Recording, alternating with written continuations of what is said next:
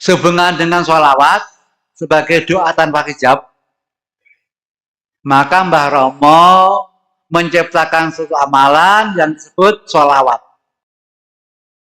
atau berjenis sholawat, berjumlah sholawat. Tetapi belum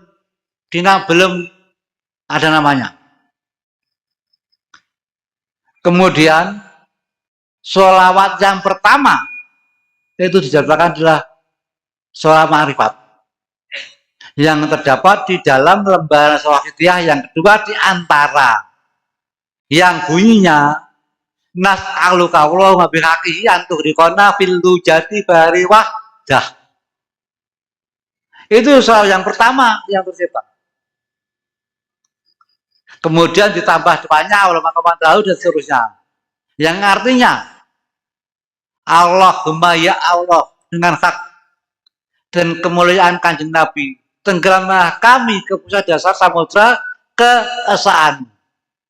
Itulah dinamakan sholawat ma'rifat. Kemudian tersusun sampai akhirnya seperti yang kita ketahui sekarang ini. Dan itu dinamakan sholawat wahidiyah. Kenapa ke wahidiyah? Ini juga ada sejarahnya. Beliau ditugasi oleh Allah mengajak umat masyarakat menuju golongan orang mutakin, menuju golongan orang yang nyuji Allah Subhanahu wa taala. Maka itu dinamakan sholawat wahidiyah. Terus wahidiyah itu apa? Wahidiyah soko bahasa Arab atau dari bahasa Arab.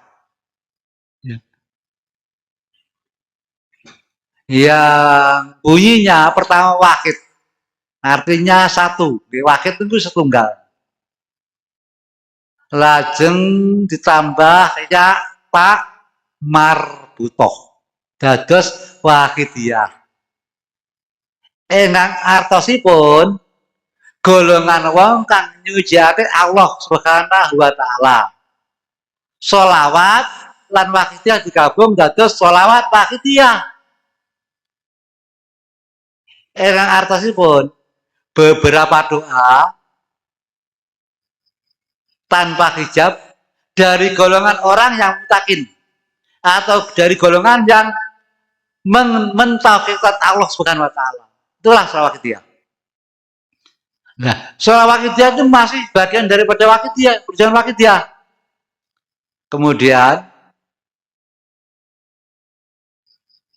apa pengertian sholawat wahidiyah secara keseluruhan? Menapa pengertian sholawat wahidiyah secara keseluruhan atau sedanunipun?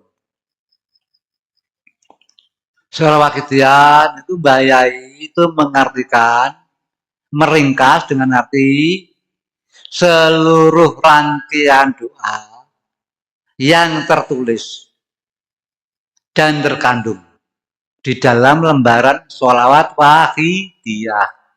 Mulai Fatihah ila Hadrati sampai Fatihah Wakul Ja. Itu yang dimaksud sholawat wahidiyah. Yang fungsinya apa?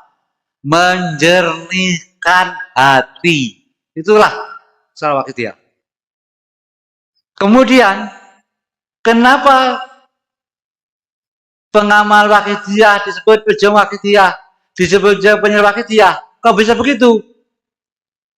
Nah, kalau kita mengacu ke arah situ, wahidiyah itu tidak hanya sholawat saja.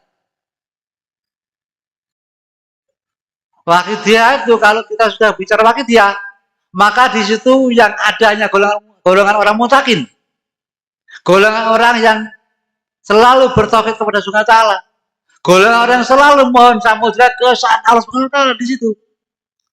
Nah, di situ ada yang namanya ajaran wahidiyah. Apa itu ajaran wahidiyah itu?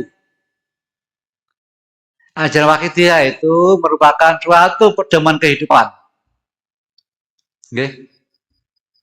Hadirin hadirat Mbah Ibu Nyai itu mengartikan jejere urip, cagake urip. Dikenal lazimnya ajr wakidiyah. Kalau di dalam redaksi Hadirat yaitu lillah, billah, lirasul, birasul, lilghos, bilghos, yukti tulatin hayako, takdim paham, semua apa-apa. Itu juga merupakan suatu pedoman ketauhidan. Karena apa? Di dalam beribadah itu, kalau kita bicara harus lengkap antara hakikat dan syariat harus bersama. Hanya hakikat saja, boten syariat batal kan, nggih. Hanya syariat saja, tidak ada hakikat, kosong melompong. Boten wonten apa-apa nih. Sehingga beliau menggabungkan antara syariat dan hakikat menjadi satu tanpa mengalami kesulitan dalam pengamalannya. Syariatnya itu yukti, ngisi bidang sesuai dengan bidang kita masing-masing. Hakikatnya niat lillah, lirasul, lilghos. Dan kita pengeterapan birasul, bilghos serta dikunci dengan pengeterapan billah. Itulah hakikat dalam ibadah. Kemudian bisa enggak hadirat kita niat atau kita melakukan syariat, melakukan hakikat, pengeterapan hakikat tanpa syariat? Kan bisa. Nah, di sini pengeterapannya itu dari belakang dulu. Kita yukti dulu. Jadi ada objeknya, ada syariatnya. Contoh, panjenengan menghadiri acara wonten ing dalem punika. Niku syariate. Lajeng hakikate niat.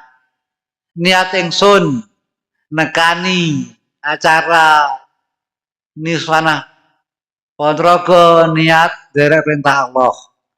Niat derek tuntunan beliau Rasulullah sallallahu alaihi wasallam. Niat dari bimbingan waktu zaman. Niku pun jelas.